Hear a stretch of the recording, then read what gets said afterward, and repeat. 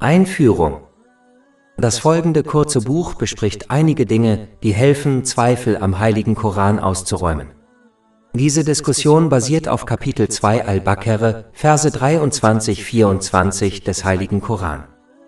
Und wenn ihr im Zweifel seid über das, was wir unserem Diener, dem Propheten Muhammad, Friede und Segen seien auf ihm herabgesandt haben, den Koran, dann bringt eine ähnliche Sure bei und ruft eure Zeugen-Anhänger außer Allah an, wenn ihr die Wahrheit sagt.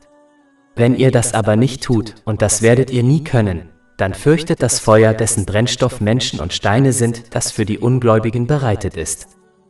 Die Umsetzung der besprochenen Lektionen wird einem Muslim dabei helfen, positive Eigenschaften anzunehmen. Die Annahme positiver Eigenschaften führt zu innerem und körperlichem Frieden.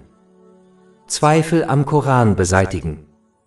Kapitel 2 Al-Baqarah, Verse 23–24. Und wenn ihr im Zweifel seid über das, was wir unserem Diener, dem Propheten Muhammad, Friede und Segen seien auf ihm herabgesandt haben, den Koran, dann bringt eine ähnliche Sure bei und ruft eure Zeugen-Anhänger außer Allah an, wenn ihr die Wahrheit sagt. Wenn ihr das aber nicht tut, und das werdet ihr nie können, dann fürchtet das Feuer, dessen Brennstoff Menschen und Steine sind, das für die Ungläubigen bereitet ist. Im Allgemeinen ist die Wurzel des Zweifels Unwissenheit. Wenn man es versäumt, den Heiligen Koran und die Überlieferungen des heiligen Propheten Muhammad, Friede und Segen seien auf ihm, zu lernen und danach zu handeln, bleibt ein schwacher Glaube zurück. Schwacher Glaube führt dazu, dass man an den Versprechen und Drohungen Allahs des Erhabenen zweifelt, und infolgedessen wird man weder danach streben, seine Versprechen zu erhalten, noch seine Drohungen zu vermeiden, was bedeutet, die Segnungen, die einem gewährt wurden, auf eine Weise zu nutzen, die ihm gefällt, wie es im heiligen Koran und den Überlieferungen des heiligen Propheten Muhammad, Friede und Segen seien auf ihm, dargelegt ist. Die Rechtgeleiteten vermeiden Zweifel, indem sie islamisches Wissen lernen und danach handeln. Dies wurde in den früheren Versen dieses Kapitels angedeutet. Kapitel 2 Al-Baqarah, Verse 2–5. Dies ist das Buch, über das es keinen Zweifel gibt, eine Rechtleitung für diejenigen, die sich Allahs bewusst sind, die an das Verborgene glauben, das Gebet verrichten und von dem spenden, womit wir sie versorgt haben. Und die an das glauben, was zu dir und vor dir offenbart wurde, und die des Jenseits gewiss sind. Diese folgen der Rechtleitung ihres Herrn, und sie sind die Erfolgreichen. Es ist wichtig zu beachten, dass es einen großen Unterschied zwischen demjenigen gibt, der einen starken Glauben besitzt, und demjenigen, der einfach stur an seinem Glauben festhält. Der Erstere lernt und handelt nach islamischem Wissen und verbessert im Laufe der Zeit sein Verhalten und Handeln, sodass er seinen aufrichtigen Gehorsam gegenüber Allah, dem Erhabenen, steigert. Der sture Muslim hingegen kennt das islamische Wissen nicht und ahmt andere einfach blind nach. Da er es vermeidet, islamisches Wissen zu lernen und danach zu handeln, wird er sein Verhalten und Handeln im Laufe der Zeit nicht verbessern, und in schwierigen Situationen wird es ihm äußerst schwer fallen, geduldig zu bleiben, selbst wenn er es schafft, an seinem Glauben festzuhalten. Man muss Sturheit vermeiden, die in blinder Nachahmung wurzelt, und stattdessen durch das Lernen und Handeln nach islamischem Wissen Glaubensgewissheit erlangen. Dadurch wird sichergestellt, dass er in allen Situationen fest im aufrichtigen Gehorsam gegenüber Allah, dem Erhabenen, bleibt und sich von allen Zweifeln fernhält, die seinen Glauben verderben können. Kapitel 2 Al-Baqarah, Vers 23. Und wenn sie im Zweifel darüber sind, was wir, den Koran, auf unseren Diener, den Propheten Muhammad, Friede und Segen seien auf ihm, herabgesandt haben. Als nächstes ist zu beachten, dass der höchste Rang, den ein Mensch erreichen kann, der eines ergebenen Dieners Allahs, des Erhabenen, ist. Gäbe es einen höheren Rang als diesen, hätte Allah, der Erhabene, den heiligen Propheten Muhammad, Friede und Segen seien auf ihm, dementsprechend genannt. Sogar das Prophetentum selbst wurzelt in der Dienerschaft gegenüber Allah, dem Erhabenen. Das ist der eigentliche Grund, warum der Rang des Prophetentums so hoch und erhaben ist. Man muss daher weltliche Ränge meiden, die von Natur aus wankelmütig sind und in beiden Welten nur zu Stress und Ärger führen. Darauf wird in einem Hadith hingewiesen, der in Jami at-Tirmidhi Nummer 2376 zu finden ist. Der heilige Prophet Muhammad, Friede und Segen seien auf ihm, warnte, dass das Verlangen nach Reichtum und sozialem Status für den Glauben tödlicher sei als zwei hungrige Wölfe, die auf eine Schafherde losgelassen werden. Wer sich so verhält, ignoriert die Gehorsamkeit gegenüber Allah, dem Erhabenen, und wird infolgedessen in beiden Welten ein schwieriges Leben führen, selbst wenn ihm die Welt zu Füßen liegt. Kapitel 20 Taha, Verse 124 bis 126. Und wer sich von meiner Erinnerung abwendet, dem wird ein bedrückendes Leben bevorstehen, und wir werden ihn am Tag der Auferstehung blind wieder auferstehen lassen. Er wird sagen, mein Herr, warum hast du mich blind wieder auferstehen lassen, wo ich doch sehend war? Er wird sagen, so kamen unsere Zeichen zu euch und ihr vergaßt sie, und so werdet auch ihr heute vergessen sein. Stattdessen muss man danach streben, den höchstmöglichen Rang zu erreichen, indem man ein aufrichtiger Diener Allahs, des Erhabenen wird. Dies erreicht man nur, wenn man praktisch in die Fußstapfen des größten Dieners Allahs, des Erhabenen, tritt, des heiligen Propheten Muhammad, Friede und Segen seien auf ihm. Kapitel 3 Ali Imran, Vers 31. Sprich Prophet Muhammad, Friede und Segen seien auf ihm, wenn ihr Allah liebt, dann folgt mir, so wird Allah euch lieben und euch eure Sünden vergeben. Da die Dienerschaft gegenüber Allah, dem Erhabenen, einen davor schützt, zum Diener und Sklaven aller anderen Dinge wie der sozialen Medien, der Mode, der Kultur und der Menschen zu werden, wird man in beiden Welten Seelenfrieden und Erfolg erlangen. Kapitel 16 An-Nahl, Vers 97. Wer Gutes tut, sei es Mann oder Frau, während er gläubig ist, dem werden wir gewiss ein gutes Leben verhelfen, und wir werden ihnen gewiss ihren Lohn im Jenseits entsprechend dem Besten geben, was sie zu tun pflegten. Da die nicht-muslimischen Araber die arabische Sprache beherrschten, forderte Allah, der Erhabene, sie und damit die gesamte Menschheit ständig auf, ein dem heiligen Koran ähnliches Kapitel zu verfassen, um zu beweisen, dass dieser nicht göttlichen Ursprungs ist. Kapitel 2 Al-Baqarah, Verse 23-24. Und wenn ihr im Zweifel seid über das, was wir unserem Diener, dem Propheten Muhammad, Friede und Segen seien auf ihm herabgesandt haben, dann bringt eine Sure wie diese herbei und ruft eure Zeugen Anhänger außer Allah an, wenn ihr die Wahrheit sagt. Wenn ihr das aber nicht tut, und ihr werdet es nie können.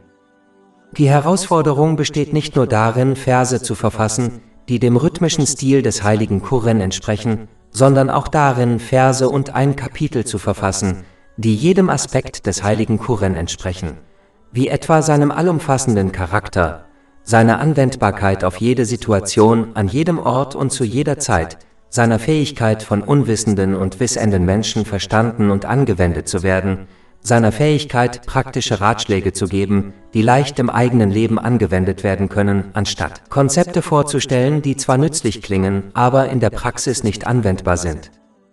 Zusammenfassend lässt sich sagen, dass man beim Studium des heiligen Koran erkennt, dass er verschiedene Ebenen des Wissens enthält, sowohl durch offensichtliche als auch durch subtile Bedeutungen.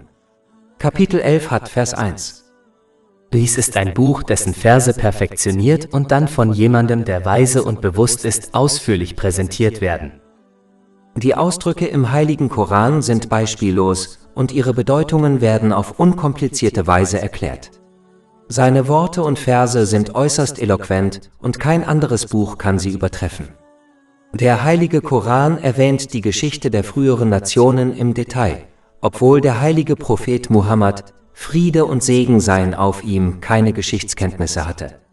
Er gebietet alles Gute und verbietet alles Böse.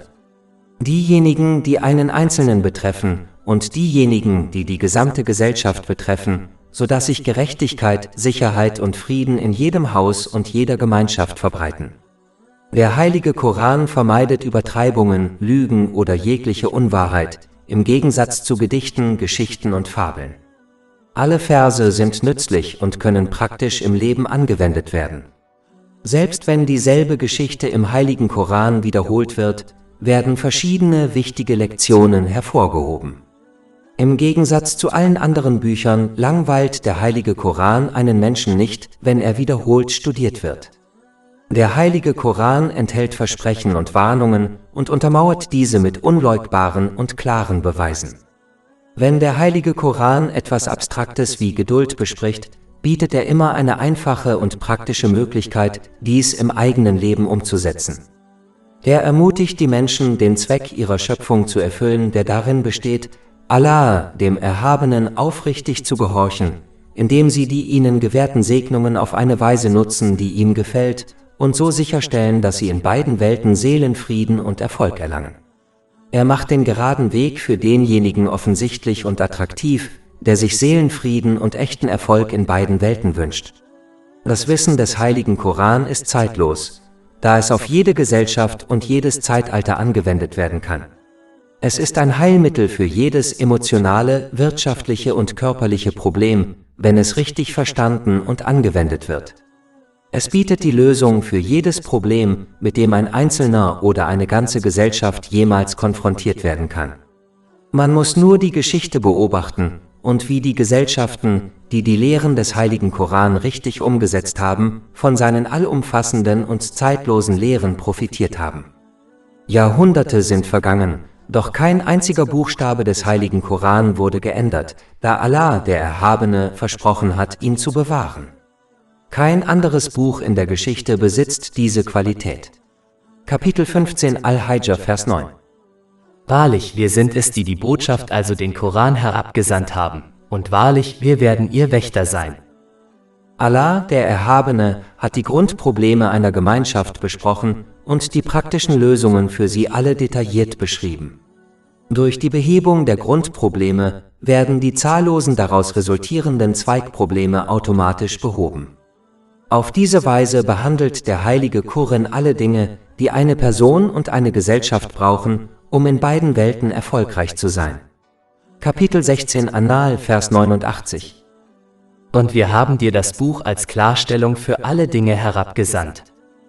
Dies ist das größte zeitlose Wunder, das Allah, der Erhabene, seinem letzten heiligen Propheten Muhammad, Friede und Segen seien auf ihm, geschenkt hat. Aber nur diejenigen, die die Wahrheit suchen und danach handeln, werden davon profitieren, während diejenigen, die ihren Wünschen nachgehen und sich das Beste herauspicken, in beiden Welten nur Verluste erleiden werden. Kapitel 17 Al-Isra, Vers 82. Und wir senden aus dem Koran Heilung und Barmherzigkeit für die Gläubigen herab, doch den Übeltätern vermehrt er nur ihren Verlust. Und Kapitel 2 Al-Baqarah, Verse 23-24.